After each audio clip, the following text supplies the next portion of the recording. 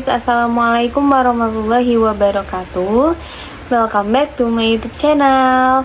Kembali lagi sama aku Dinda Fahmi Rahmania dari Prodi PGSD Universitas Bengkulu, kelas 1C dengan NPM A1G022049. Jadi ini adalah video pembelajaran kedua aku dari mata kuliah pengelolaan pendidikan dengan dosen pengampu Bapak Dr. Muhammad Kristiawan MPD. Jadi jangan lupa tonton sampai habis ya, dan jangan lupa like, comment, share, dan subscribe. Nah, ini adalah video materi kedua, yaitu materinya mengenai tugas dan tanggung jawab manajemen pendidikan. Nah, pada bab 2 ini kita akan membahas 6 subbab. Yang pertama yaitu konsep dasar kepala sekolah. Subbab kedua yaitu syarat-syarat menjadi kepala sekolah. Yang ketiga, ciri-ciri kepala sekolah efektif. Yang keempat, tugas dan tanggung jawab kepala sekolah. Yang kelima, fungsi kepala sekolah sebagai manajer. Dan yang keenam, yang terakhir, peran kepala sekolah. Jadi pada bab 2 ini kita akan banyak membahas mengenai kepala sekolah. Nah, tanpa berlama-lama kita langsung aja masuk ke materinya ya guys. Nah, materi pertama yaitu konsep dasar kepala sekolah. Kepala sekolah itu apa sih teman-teman? Nah, kalau kalian punya pengertian sendiri, silahkan komen di comment section di bawah ya. Nah, kepala sekolah adalah orang yang memimpin sebuah lembaga pendidikan atau sekolah dan menggerakkan serta mempengaruhi, mendorong semua pihak yang terlibat dalam lembaga tersebut untuk mencapai tujuan bersama. Nah, itu pengertian kepala sekolah secara umum ya. Nah, yang kedua yaitu syarat-syarat menjadi kepala sekolah. Nah, kalau kalian mau jadi kepala sekolah, bisa dilihat syarat-syaratnya ya guys. Nah, yang pertama yaitu memiliki kualifikasi akademik sarjana S1 dan atau diploma 4, kependidikan atau non-kependidikan pada perguruan tinggi yang terakreditasi. Jadi kalian harus sarjana S1 atau D4. Nah, syarat yang kedua yaitu pada waktu diangkat menjadi kepala sekolah berusia setinggi-tingginya 56 tahun. Syarat yang ketiga, memiliki pengalaman mengajar sekurang-kurangnya 5 tahun menurut jenjang sekolah masing-masing, kecuali di taman kanak-kanak atau Raudatul Atfal memiliki pengalaman mengajar sekurang-kurangnya 3 tahun. Syarat yang keempat yaitu memiliki pangkat serendah-rendahnya 3C bagi pegawai negeri sipil atau PNS, dan bagi non-PNS disertakan dengan kepangkatan yang dikeluarkan oleh yayasan atau lembaga yang bersangkutan. Nah, jadi itulah 4 syarat-syarat jika kalian ingin menjadi kepala sekolah. Nah, lanjut ke materi yang ketiga yaitu ciri-ciri kepala sekolah yang efektif. Ciri-ciri kepala sekolah yang efektif juga meliputi 3. Yang pertama, kemampuannya berpegang kepada citra atau visi lembaga dalam menjalankan tugas. Yang kedua, menjadikan visi sekolah sebagai pedoman dalam mengelola dan memimpin sekolah. Yang ketiga, memfokuskan aktivitasnya pada pembelajaran dan kinerja guru di kelas. Nah, itulah ciri-ciri kepala sekolah yang efektif. Kalian sampai sini udah paham kan secara garis besar apa itu kepala sekolah? Dari mulai pengertian, syarat-syarat, dan ciri-ciri. Kalau udah ngerti, kita lanjut ya. Yang keempat yaitu tugas dan tanggung jawab kepala sekolah.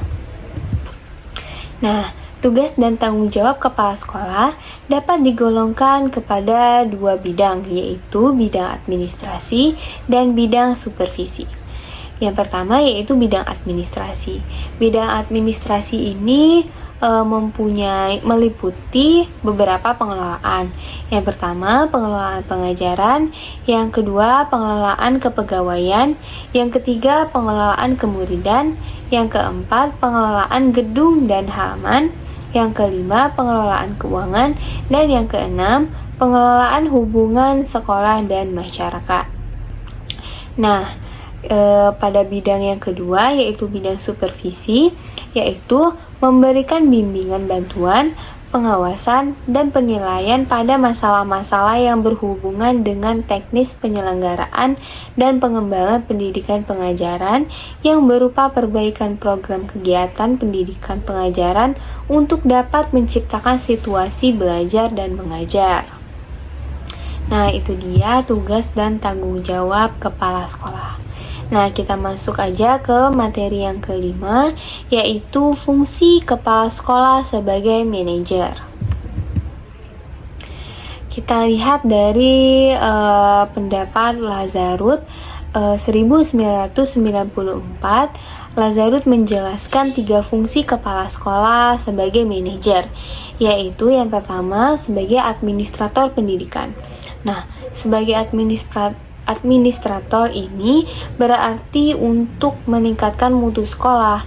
Seorang kepala sekolah dapat memperbaiki dan mengembangkan fasilitas sekolah, misalnya gedung, perlengkapan atau peralatan dan lain-lain yang tercakup dalam bidang administrasi pendidikan.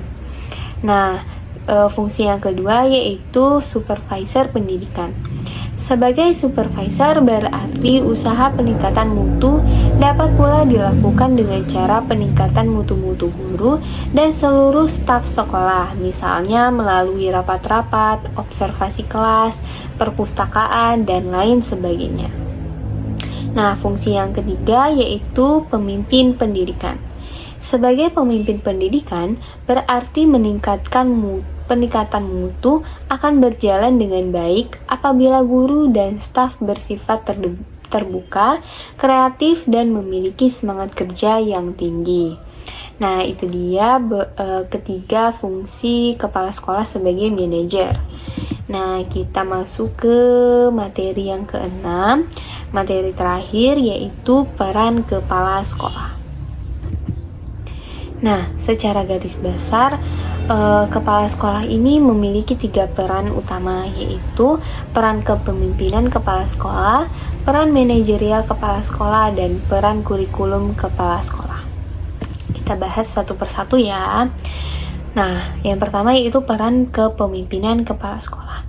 Peran ini memiliki 2 poin, yaitu yang pertama, kepala sekolah merupakan kunci dalam membentuk kultur sekolah. Kepala sekolah harus dapat membentuk budaya positif, di mana staf berbagi pengertian, dan memiliki dedikasi untuk peningkatan sekolah dan pengajaran. Poin kedua yaitu kepala sekolah harus dapat menjalin hubungan dengan kelompok internal dan eksternal.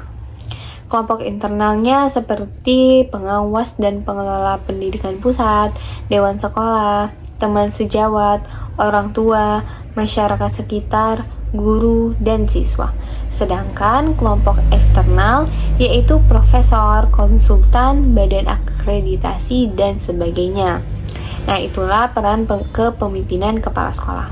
Nah, peran yang kedua yaitu peran manajerial kepala sekolah, meliputi 3 poin. Yang pertama yaitu peran manajer merupakan aspek utama kepemimpinan kepala sekolah.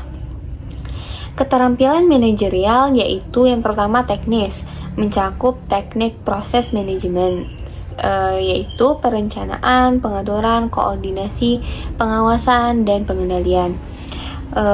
Setelah teknis, yang kedua yaitu manusia. Keterampilan hubungan antara manusia, memotivasi dan membangun moral. Dan yang ketiga yaitu konseptual, menekankan pada pengetahuan dan teknis terkait jasa atau produk tentang organisasi. Nah, itu poin pertama dari peran manajerial kepala sekolah. Poin kedua yaitu secara umum, kepala sekolah harus memimpin dari pusat atau lead from the center. Demokratis, mendelegasikan tanggung jawab, memberi kuasa dalam pengambilan keputusan, serta mengembangkan usaha elaboratif yang mengikat siswa, guru, dan orang tua.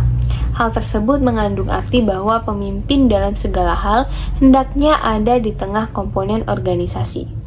Nah, kita masuk ke poin yang ketiga dalam peran manajerial. Poin ketiga yaitu kepemimpinan untuk kepala sekolah, yaitu yang pertama kepemimpinan struktural, yang kedua kepemimpinan fasilitatif, yang ketiga kepemimpinan yang mendukung, dan yang keempat kepemimpinan partisipatif. Semua faktor tersebut menekankan keterampilan manajerial dan administrasi. Keberhasilan kepala sekolah adalah dapat memodifikasi atau menyesuaikan tempat faktor kepemimpinan sesuai kebutuhan sekolah. Nah, itu dia peran manajerial kepala sekolah. Nah, peran yang terakhir yaitu peran kurikulum pengajaran kepala sekolah. Bidang kurikulum pengajaran hendaknya menjadi prioritas kerja utama kepala sekolah, sehingga dapat meningkatkan mutu pendidikan di sekolahnya. Ada 6 peran kepala sekolah di bidang kurikulum pengajaran, yaitu yang pertama, menjamin kualitas pengajaran, yang kedua, mengawasi dan mengevaluasi pengajaran, yang ketiga, mengalokasi dan melindungi waktu pengajaran, yang keempat, mengoordinasi kurikulum, dan yang kelima, memastikan isi mata pelajaran tersampaikan, dan yang keenam, memonitoring kemajuan siswa. Nah, 6 peran tersebut menggambarkan suatu contoh kepala sekolah yang efektif. Nah, jadi itulah guys 3 peran kepala sekolah secara garis besar. Udah paham belum? Kalau belum, kalian boleh nanya di kolom section di bawah ya, tentang materi-materinya. Nah, itulah 6 materi dalam bab 2 yang kita bahas pada hari ini.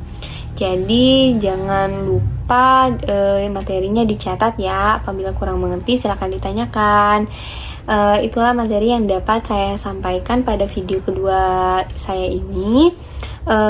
Apabila ada salah kata, aku mohon maaf.